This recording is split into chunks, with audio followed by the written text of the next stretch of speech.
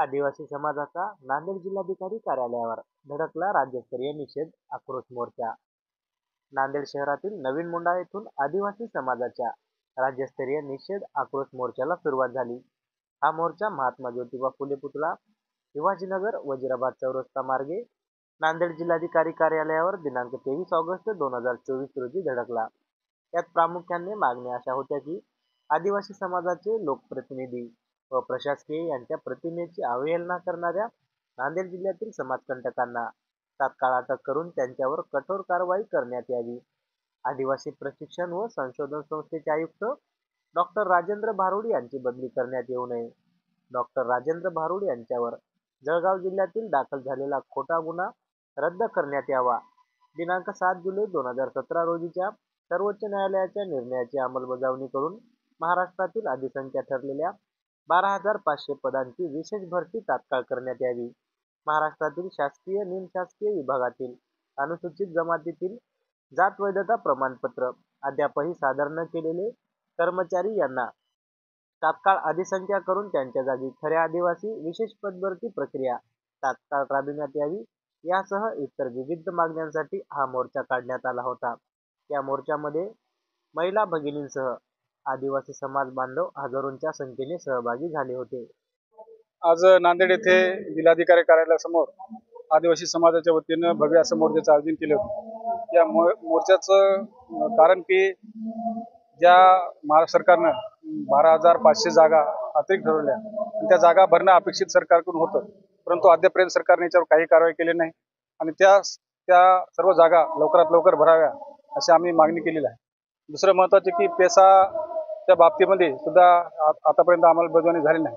पेसाच्या ठिकाणी ज्या जागा भरणं सरकारनं अपेक्षित होत्या त्या सुद्धा जागा भरलेल्या नाहीत, त्या सुद्धा जागा भराव्या अशी आम्ही सरकारला विनंती केलेली आहे। दुसरं महत्त्वाचे की आमचे नेते मंडळी असतील यांच्यावर सुद्धा काही बोगस लोकांनी त्यांच्या बाबतीत काही गलिच्छ असं वातावरण निर्माण केलेलं आहे। त्यांच्या फोटोला हार घातलेले आहेत किंवा त्यांना शिव्यागाळ केलेल्या आहे, त्यांच्यावर गुन्हे दाखल व्हावे।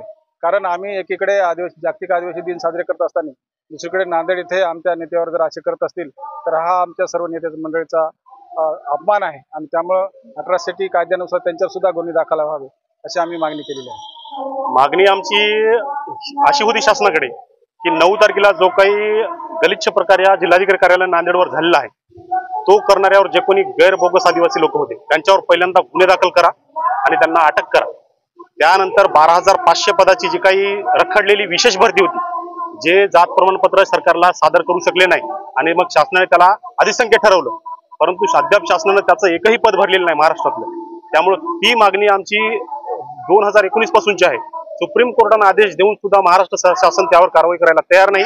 त्याच्यावर कारवाई झाली पाहिजे आणि तेही भरती झाली पाहिजे लवकरात लवकर, ही आमची दुसरी मागणी होती।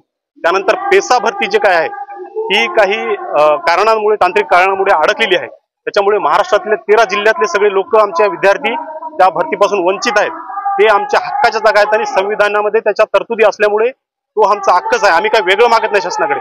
त्यामुळे शासनाने पेसा भरती सुद्धा 17 संवर्गाची जी आहे त्यामध्ये प्रामुख्याने ती लवकरात लवकर करावी आणि सगळ्या विद्यार्थ्यांना पेसा क्षेत्रातल्या न्याय द्यावा, ही सुद्धा एक मागणी होती। त्यानंतर आदिवासी भागातले जे काही वनपट्टे आहेत ते वनपट्टे सुद्धा त्या परंपरागत जे राबणारे लोक आहेत त्यांच्या नावाने झाले पाहिजे, ही सुद्धा आमची प्रामुख्याने आम्ही मागणी केली आहे। त्यानंतर आदिवासी वसतिगृहाचा प्रश्न असो, आदिवासी वसतिगृहाला अजूनही शासनाची हक्काची जागा मिळाली नाही आणि जर मिळाली तर फार कुठेतरी अशा कोपऱ्यामध्ये मिळते आणि तिथं काही व्यवस्थित राहत नाही ते वातावरण।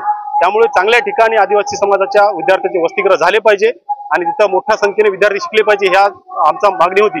त्यानंतर डीबीटी योजनेमुळे सुद्धा खूप मोठा परिणाम विद्यार्थ्यांवर झाला आहे, ती सुद्धा बंद झाली पाहिजे, ही सुद्धा आमची मागणी आहे आणि ती मागणी मान्य झाली पाहिजे, नाही तर आम्ही अख्खा महाराष्ट्र जाम करू। डॉक्टर भारुड साहेब अतिशय नियमाने काम करणारे अधिकारी म्हणून महाराष्ट्राला सुपरिचित आहेत, त्यामुळे त्यांच्यावर दाखल केलेला गुन्हा सुद्धा मागे घ्यावा, ही सुद्धा आमची प्रामुख्याने मागणी आहे। आणि जे काही अधिकारी नियमाने काम करतात त्याच्यावर अशा प्रकारचा दबाव आणून त्यांना त्या पदावर हटवण्याचं काम इथले शासनकर्ते करत असतात, इथले जे काही लोक असतात ते करत असतात। ते होऊ नये म्हणून इथल्या प्रामाणिक अधिकाऱ्यांच्या पाठीमागे राहणं सुद्धा समाजाचं कर्तव्य आहे। त्याच्यामुळे आम्ही त्याच्या मागे आहेत आणि त्यांच्यावर जो काही खोटा गुन्हा दाखल झाला तो मागे झाला पाहिजे, घेतला पाहिजे, ही आमची सुद्धा प्रामुख्याने महत्वाची मागणी आहे।